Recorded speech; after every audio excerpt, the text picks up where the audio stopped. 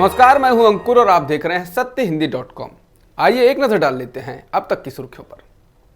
राजस्थान में जारी सियासी ड्रामे में अशोक गहलोत के खेमे ने विधानसभा सत्र बुलाने की मांग को लेकर राजभवन में धरना शुरू कर दिया है। सीएम हाउस में टेंट बुला लिए गए हैं। फिलहाल सारे विधायक राजभवन के मैदान में बैठे हैं। सीएम अशोक गहलोत ने स्पष्ट तौर से कहा है कि जब तक राज्यपाल महोदय पत्र नहीं सौंपते हैं तब तक धरना जारी रहेगा। सीएम अशोक गहलोत ने बीजेपी पर हमला करते हुए कहा है कि विपक्ष को विधानसभा सत्र बुलाने की पहल करनी चाहिए थी, जबकि ये पहल सत्ता पक्ष कर रहा है। यहाँ उल्टी गंगा बह रही है। उन्होंने कहा कि मुझे कहते हुए संकोच नहीं है, बिना ऊपर के फैसले के राज्यपाल इसे रोक नहीं सकते हैं। सत्र बुलाने की मांग कर रहे गहलोत से राज्यपाल ने कहा कि मामला अभी सुप्रीम कोर्ट में है, इसलिए वो सत्र नहीं बुला सकते। इससे पहले राज्यपाल ने कोरोना संकट का हवाला दिया था। वहीं कांग्रेस का कहना है कि कैबिनेट द्वारा सत्र के लिए मंजूरी दिए जाने के बाद राज्यपाल इसको रोक नहीं सकते हैं, यह संविधान के खिलाफ है। राजस्थान में जारी सियासी उठापटक के बीच कांग्रेस हथियार डालने के मूड में नहीं है। वो कल बीजेपी के खिलाफ पूरे राज्य में धरना देगी। कांग्रेस कार्यकर्ता सभी जिला मुख्यालयों पर धरना देंगे। बता दें, कांग्रेस का आरोप है कि बीजेपी लोकतंत्र को खत्म करने पर तुली है। राजस्थान में जारी सियासी उठापटक के बीच अब सचिन पायलट खेमे के विधायकों के बयान सामने आए हैं। दिल्ली में मौजूद इन विधायकों ने भाजपा द्वारा बंधक बनाए जाने के आरोपों को नकारा है। सचिन पायलट के खेमे के विधायक सुरेश मोदी ने कहा है कि राजस्थान के मुख्यमंत्री गहलोत ने कहा है कि भाजपा ने हमें बंधक बना रखा है। मैं स्पष्ट करना चाहता हूं कि ऐसा नहीं है। हम यहाँ खुद हैं, क्योंकि हमारे प्रयासों के बावजूद उन्होंने हमारी किसी भी मांग को नहीं सुना।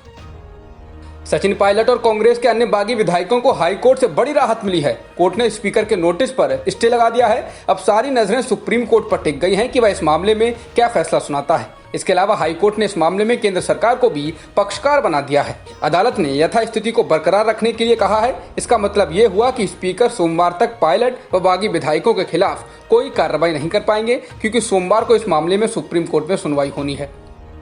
कांग्रेस के वरिष्ठ नेता कपिल सिब्बल ने हाई कोर्ट के फैसले पर निराशा जाहिर की है। उन्होंने कहा कि जो सुप्रीम कोर्ट फैसले करता है, हाई कोर्ट उसको किनारे कर देते हैं। हाई कोर्ट में बैठकर किसी जज का ये कह देना कि स्पीकर साहब आप कार्रवाई नहीं करेंगे, तो ये लोकतंत्र की नई परिभाषा है।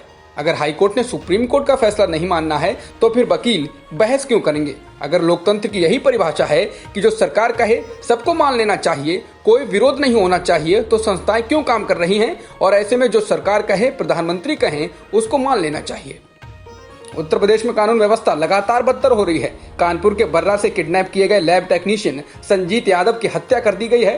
परिवार ने आरोप लगाया था कि पुलिस ने किडनैपर्स को 30 लाख रुपए फिरौती में दिलवा दिए और उनको पकड़ भी नहीं पाए। परिवार ने आरोप लगाया कि पुलिस ने कहा था कि वो रुपए देते वक्त किडनैपर्स को पकड़ लेंगे, लेकिन किडनैपर्स आसानी से बच निकले।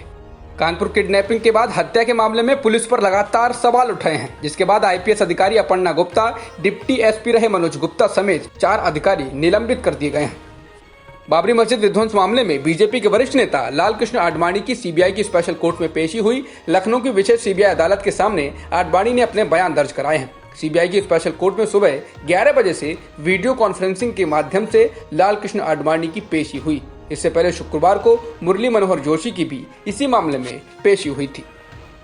पूर्व प्रधानमंत्री पीवी नरसिम्हा राव की तारीफ करते हुए सोनिया गांधी ने पत्र में लिखा है, राज्य और राष्ट्रीय राजनीति में एक लंबे करियर के बाद वह गंभीर आर्थिक संकट के समय भारत के प्रधानमंत्री बने। उनके साहसिक नेतृत्व के माध्यम से हमारा देश कई चुनौतियों को सफलतापूर्वक पार करने में सक्षम हुआ।